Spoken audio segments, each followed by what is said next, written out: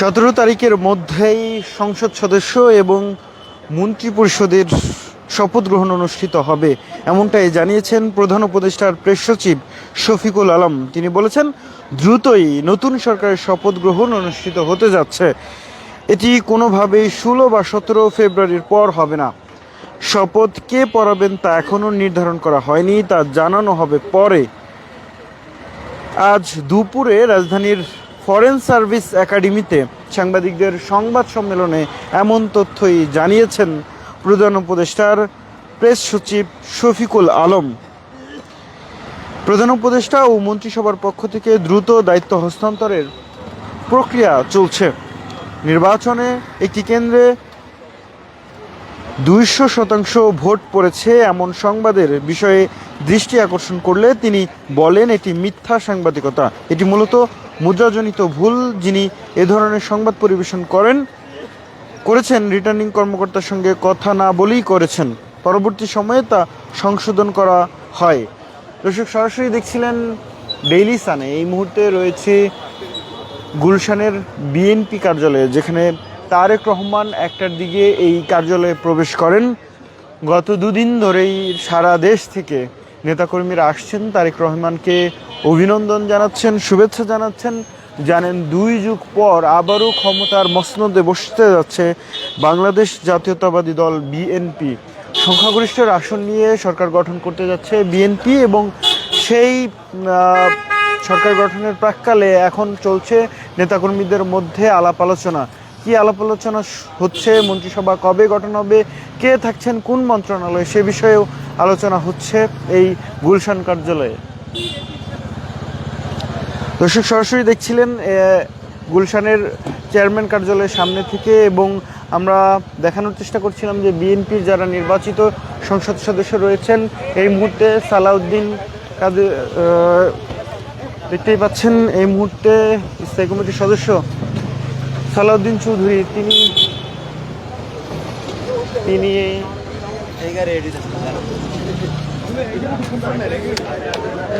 প্রবেশ করছেন।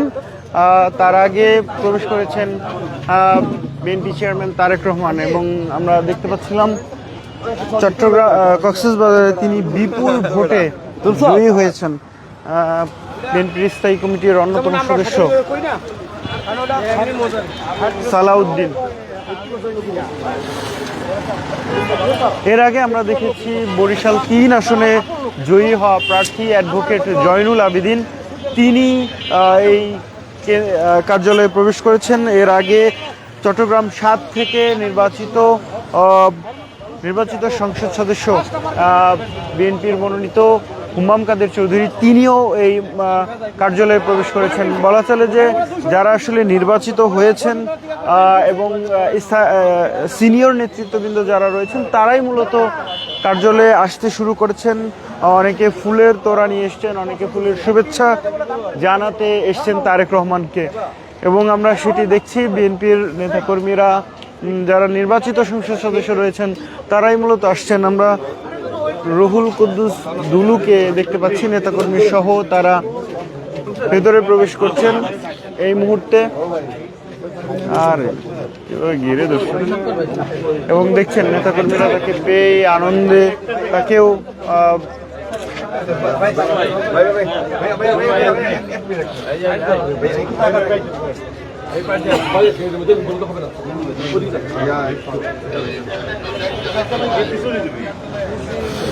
দর্শক, সরাসরি দেখছিলেন বিএনপির গুলশান কার্যালয় থেকে, যেখানে বিএনপির যারা নির্বাচিত সদস্য রয়েছেন তারা মূলত আসতে শুরু করেছেন এই কার্যালয়ে। আমরা সেটি দেখানোর চেষ্টা করছিলাম এবং সে সাথে জানানোর চেষ্টা করছিলাম যে 17 ফেব্রুয়ারির মধ্যেই শপথ গ্রহণ অনুষ্ঠিত হতে যাচ্ছে।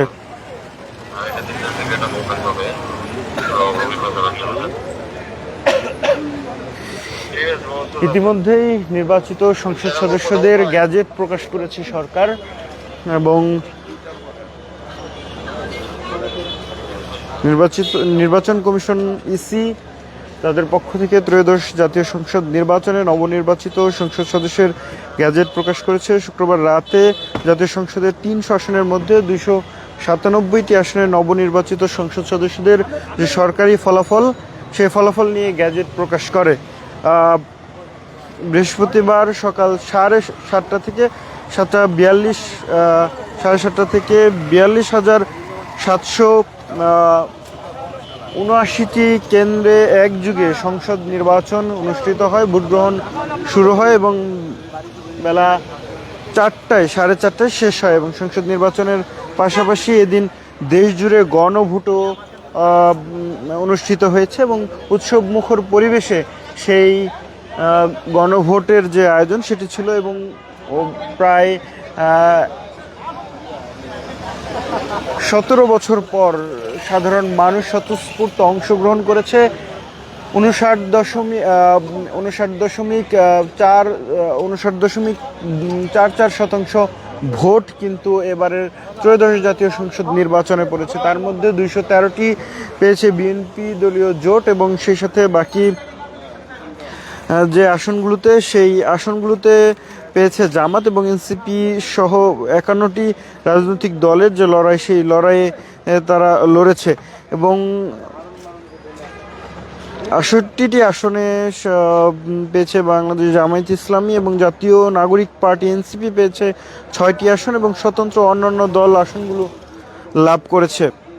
দর্শক, সরাসরি দেখছিলেন এই মুহূর্তে গুলশান কার্যালয় থেকে। গুলশানের কার্যালয়ে আমরা আপনাদেরকে দেখানোর চেষ্টা করছিলাম যেই আসনে, যেই কার্যালয়ে 1টার দিকে প্রবেশ করেছে বিএনপি চেয়ারম্যান তারেক রহমান এবং তার সাথে মূলত নেতাকর্মীদের যে সাক্ষাৎ, সেই সাক্ষাতের জন্যই মূলত সারা দেশ থেকে নির্বাচিত সংসদ সদস্যরা তারা এসছেন। আমরা দেখলাম যে রুহুল কুদ্দুস দুলু তিনি কিছুক্ষণ আগে প্রবেশ করলেন। এর আগে সালাউদ্দিন চৌধুরী তিনি প্রবেশ করলেন।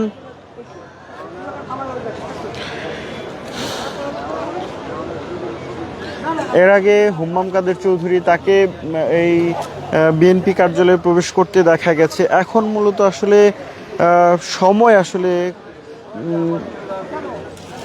বিএনপির পক্ষ থেকে নেওয়া হচ্ছে। জানেন যে 17 ফেব্রুয়ারির মধ্যেই নির্বাচিত সংসদ সদস্য এবং সেই সাথে মন্ত্রিসভার শপথ গ্রহণ অনুষ্ঠিত হবার যে কথা প্রধান উপদেষ্টার প্রেস সচিব শফিকুল আলম জানিয়েছেন।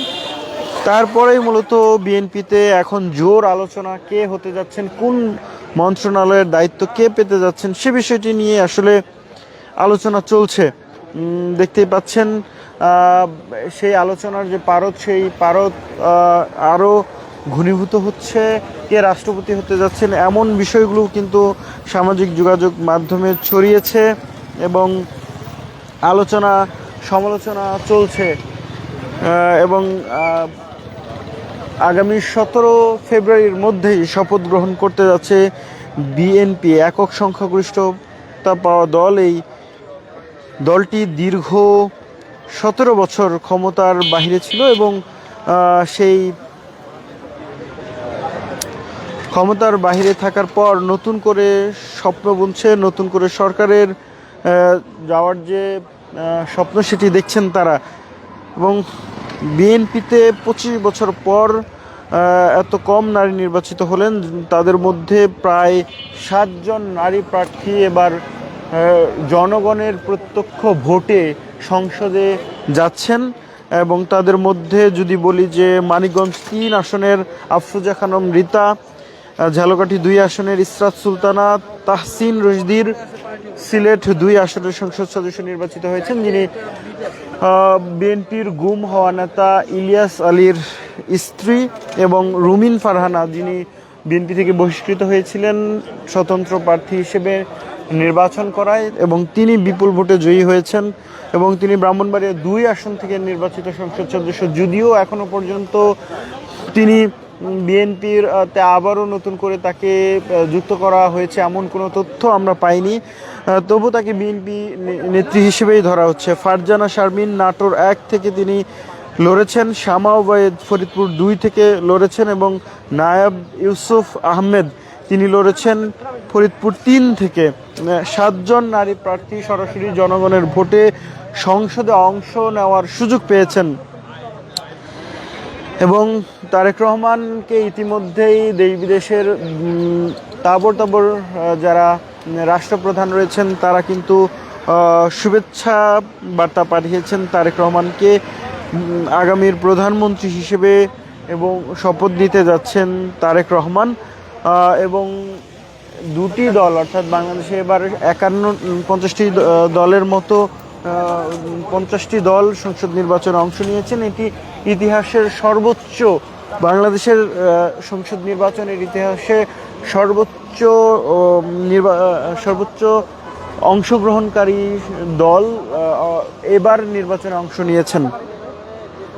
এবং যদিও জামাত 54 বছর পরে এমন জয় পেয়েছে, তারা বড় অর্জন নিয়েই সংসদে তাদের যে মিত্র দল 77টি আসন নিয়ে তারা বিরোধী দল হিসেবে সংসদে যাচ্ছেন, এবং ইসলামী আন্দোলন বাংলাদেশ একটি, জাতীয় পার্টি একটিও আসন পায়নি, এবং স্বতন্ত্র পেয়েছে 7টি আসন পেয়েছে স্বতন্ত্র। এবং সব মিলিয়েই সরকার গঠন হতে যাচ্ছে, খুব দ্রুতই সেই সরকার গঠন হতে যাচ্ছে। এখনো পর্যন্ত গণভোটের যে ফলাফল, সেখানে 68% ভোট পেয়েছেন হ্যাঁ, এবং না ভোটে পড়েছে 32% ভোট। সেদিক দিয়েও বলা চলে যে গণভোটে হ্যাঁ নির্বাচিত হয়েছে, এবং এই ভোটের মাধ্যমেই আমরা দেখতে পাচ্ছি যে সংসদ নির্বাচনের যে ফলাফল, সেটি আসলে সামনের দিকে বড় যে অংশগ্রহণ বিএনপির, সেই অংশগ্রহণের নতুন সরকার গঠনে, যদি ইতিমধ্যে বিএনপির পক্ষ থেকে বলা হয়েছে এই জনগণের ভালোবাসার বহিঃপ্রকাশ, বিএনপির বিজয় 2 যুগ পরে এই এমন অর্জন বিএনপির, সেটি বলছেন তারা। এবং আমরা বিএনপির যে তারেক রহমানের উপদেষ্টা মাহাদি আমিন, তিনিও সংবাদ মাধ্যমে বলছিলেন যে তারেক রহমান স্বাধীনতা, সার্বভৌমত্ব অটুট রাখবেন, জনগণ যে তার উপরে বিশ্বাস রেখেছেন সেই বিশ্বাস তিনি অটুট রাখবেন। আমরা এই মুহূর্তে বিএনপির গুলশান কার্যালয়ের সামনে রয়েছি, যেখানে বিএনপির নেতাকর্মীরা অবস্থান করছেন। বেলা 1টার দিকে বিএনপি চেয়ারম্যান তারেক রহমান গুলশানের যে চেয়ারম্যান কার্যালয় রয়েছে সেই কার্যালয়ে প্রবেশ করে, এবং তারপর থেকেই সারা দেশ থেকে নির্বাচিত হওয়া সংসদ সদস্য যারা রয়েছেন তারা ফুলের তোড়া নিয়ে, ফুলের শুভেচ্ছা নিয়ে তারেক রহমানের সাথে সাক্ষাৎ করবার জন্য আসছেন গুলশানের এই কার্যালয়ে। সেই চিত্র আমরা দেখছি। সেই চিত্রের পাশাপাশি সামনে বিএনপির নেতাকর্মীরা অপেক্ষা করছেন, এবং কিছুক্ষণ আগে আমরা দেখলাম বিএনপি স্থায়ী কমিটির সদস্য সালাউদ্দিন, তিনি ভেতরে প্রবেশ করলেন, এবং এর আগে বরিশাল, বাবুগঞ্জ, মোলাদি 3 আসনের সংসদ সদস্য অ্যাডভোকেট জয়নুল আবেদিন তিনি প্রবেশ করেছেন, এবং সেই সাথে রাজশাহী থেকে নির্বাচিত রুহুল কুদ্দুস দুলু তিনি ভেতরে প্রবেশ করেছেন, এবং চট্টগ্রাম 7 আসনের হুমাম কাদের চৌধুরী তিনিও কার্যালয়ের ভেতরেই রয়েছেন। তাদের সাথে শুভেচ্ছা বিনিময় হচ্ছে যারা নির্বাচিত সংসদ সদস্য রয়েছেন, এবং নতুন করে হয়তো তারা এই কার্যালয়ে তাদের যে আলোচনা সেটি সারছেন। এবং আজ বেলা 3টার সময় ঢাকার কন্টিনেন্টালে কিন্তু বিএনপির পক্ষ থেকে আনুষ্ঠানিক প্রতিক্রিয়া জানানোর কথা রয়েছে। প্রতিক্রিয়া জানানোর ঠিক আগ মুহূর্তে বিএনপি চেয়ারম্যান তারেক রহমান তিনি গুলশানের যে কার্যালয়, সেই গুলশানের কার্যালয় থেকে বিএনপির নেতাকর্মীদের সাথে কথা বলছেন। আমরা দেখতে পাচ্ছি আরও একজন বিএনপির নির্বাচিত সাংসদ তিনি ভেতরে প্রবেশ করছেন ফুলের তোড়া সহ, এবং দেখছেন সেই ফুলের শুভেচ্ছা জানাতে। আমরা দেখানোর চেষ্টা করছিলাম যে গুলশান কার্যালয়ের সামনে যে পরিস্থিতি সেটি, এবং সেই সাথে আজকেই নির্বাচনের যে আনুষ্ঠানিক প্রতিক্রিয়া সেটি জানাবে বিএনপির পক্ষ থেকে, সেটি করবেন বিএনপির চেয়ারম্যান তারেক রহমান। তিনি দেশি বিদেশি গণমাধ্যমকে আজকে নির্বাচনের যে পরিবেশ, সামগ্রিক নির্বাচন নিয়ে আনুষ্ঠানিক প্রতিক্রিয়া জানাবেন। দর্শক, এই ছিল বিএনপির গুলশান কার্যালয়ের ঠিক সামনে থেকে, যেখানে বিএনপির নেতাকর্মীরা আসছেন বিএনপি চেয়ারম্যান তারেক রহমানের সঙ্গে দেখা করতে। আপনাদের সঙ্গে যুক্ত ছিলাম শেখ নাসির।